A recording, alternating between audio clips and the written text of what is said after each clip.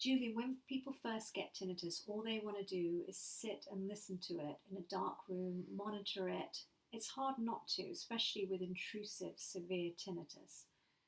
Um, Now, I know that in talking to you, you have talked about distracting yourself with things that you love to do. Can you talk a little bit about that? Yeah, I think one of the worst things we can do is sit with our tinnitus and stew in it and activate ourselves even further. So it's really important to get therapeutic help and to get into a body-based practice. I think those things are crucial for getting better. Um, I can remember when I was really, really struggling with bad tinnitus, I started swimming. I was climbing up the walls with very severe tinnitus at the time. I was insomniac for a long time. And I remember just jumping into the pool and the immediate experience of the water, the sound of the water. It's very body-based swimming. So immediately some of the attention went down into the body, the bubble kind of expanded. I developed a longer fuse by being in the water, and it gave me some relief. And I got kind of addicted to swimming, so I ended up swimming a little bit every day. Thank God, because that helped me massively. So finding activities that you love, singing, walking, um, meeting up with positive, nourishing friends, not needy, clingy, draining friends. Um, Watching beautiful films that are heart opening. Um, to stay away from the doom and gloom, death and destruction, no news, nothing adrenal. Safe, lovely activities are really good for you.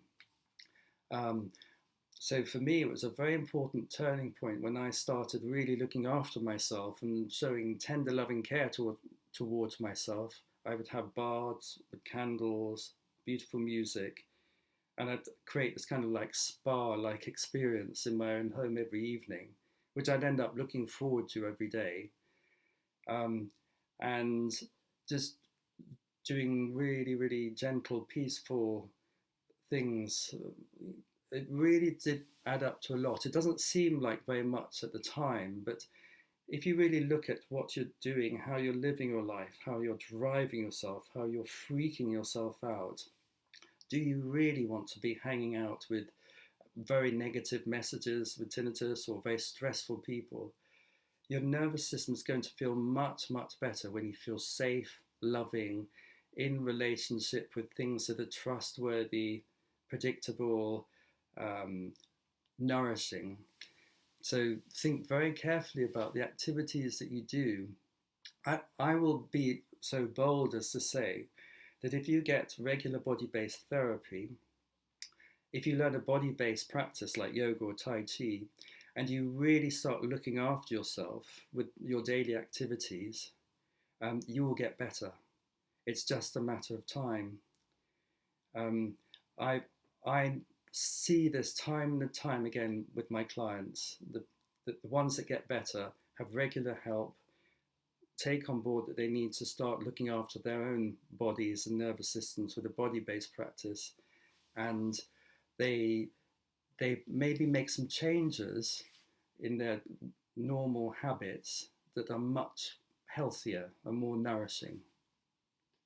So, in your book, you do talk about these body based exercises and give specific information. Can you talk a bit about that and also a specific exercise? Yes, so if you look on other YouTube videos, there's one called Clenching and Relaxing, which is a really great one for just plodding through each bit of the body, focusing in on it, feeling what you can feel in glorious technicolor.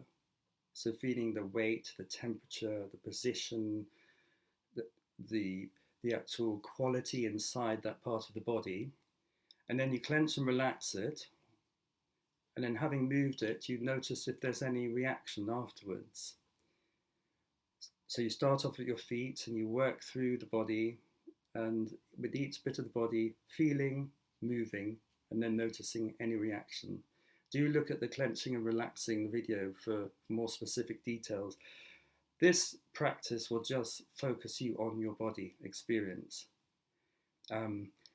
That's an incredibly useful one.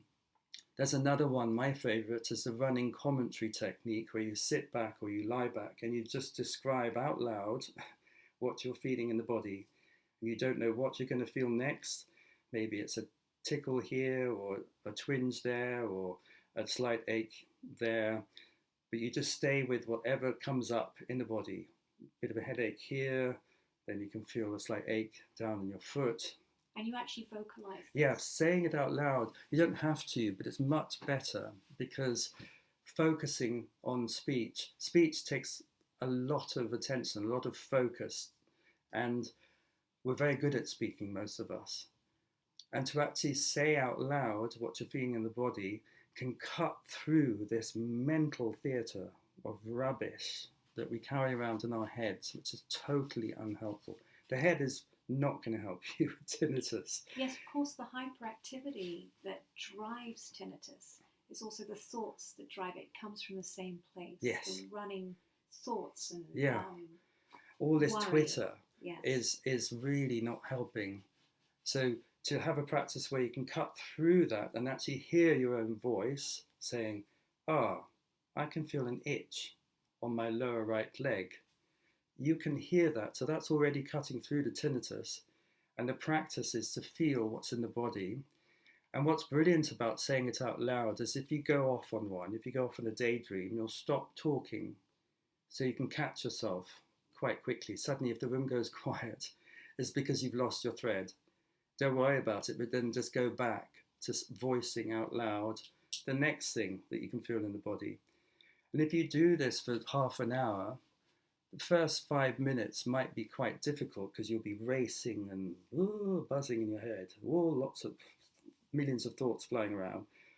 After about 10-15 minutes, you may be slowing down and going to, oh gosh, I've just taken a sigh and feel slightly tight across my right rib cage. Gosh, I can really feel my sitting bones pushing into the chair. And as you become more connected with the body, everything tends to slow down, and you start to feel more. You start feeling your shape. You start feeling your posture. You start feeling how you hold yourself. And I think the amazing thing about this is once you get a handle on it, you can start to let go of it. We can't let go of what we don't know. So if you drop down into the body and really experience it, then you can start to let go directly of the tension and the holding that is there.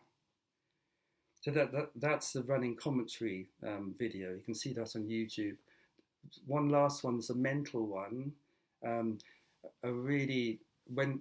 I had bad tinnitus, I can remember I had the sound of crickets, chirping crickets, really loudly.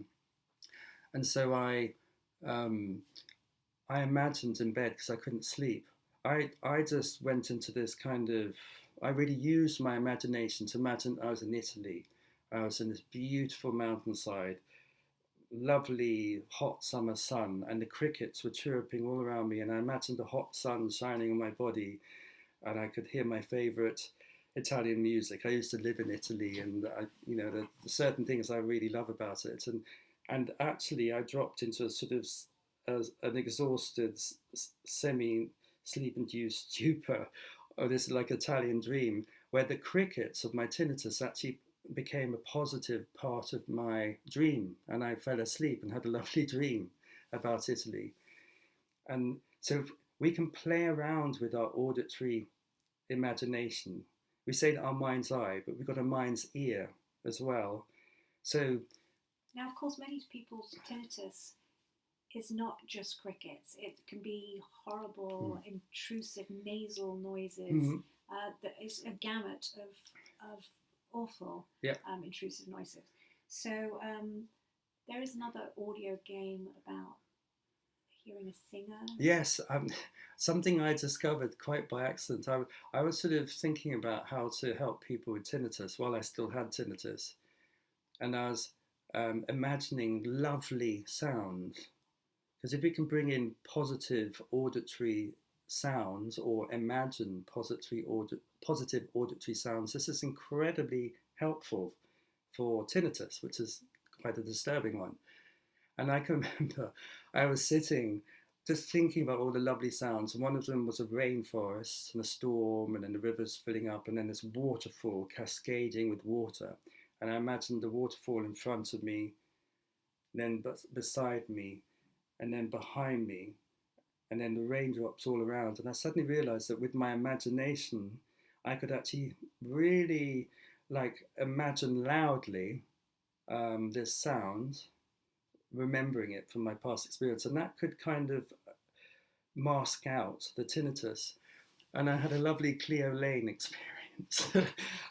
I just remembered I imagined Cleo Lane, a lovely, warm, beautiful, loving voice, and I imagined her when I was in bed just singing me to sleep, and she was singing this really beautiful, kind of like a lullaby sounding song, and I actually imagined her singing right into my ear, and I was surprised by how much I was able to really imagine this. If you think about it, we can really visualize things very clearly, but you can also really hear things in your auditory imagination very strongly. And actually, it was so strong and clear in my imagination that it was soothing, and it really helped. It actually helped my, it was like she was cradling and rocking my auditory system. And I got her to go around to the other side in my imagination and sing in through the other ear. Then I imagined her singing right behind my head. Then I imagined her singing straight in front of my face. And it was quite a strong experience that was very helpful. It's very nourishing. Now, a lot of people might say to that, well, surely that's tuning in to your auditory sense and making the tinnitus worse. But in fact, it does have an opposite effect, doesn't it? Yeah, if it's something that you love and that's soothing, it's going to make it better. It's going to be a positive experience. We want to bring in positive experiences. We want to get away from scary, terrifying, threatening experiences and create loving, peaceful, soothing, nourishing experiences. So find your most beautiful pieces of music and put them on in the background. If you sing. If you like humming, hum. Play around with the imagination. It's really quite extraordinarily powerful. Turn your tinnitus sounds into nice sounds, or imagine them becoming beautiful singers or lovely natural sounds, and really get into the that kinesthetic, that real physical imagination of standing by a waterfall. You can imagine the cool spray, and you can feel the thunderous roar, and feel it going all around you, and feel your whole body being affected by it. And it's really a lovely thing to do.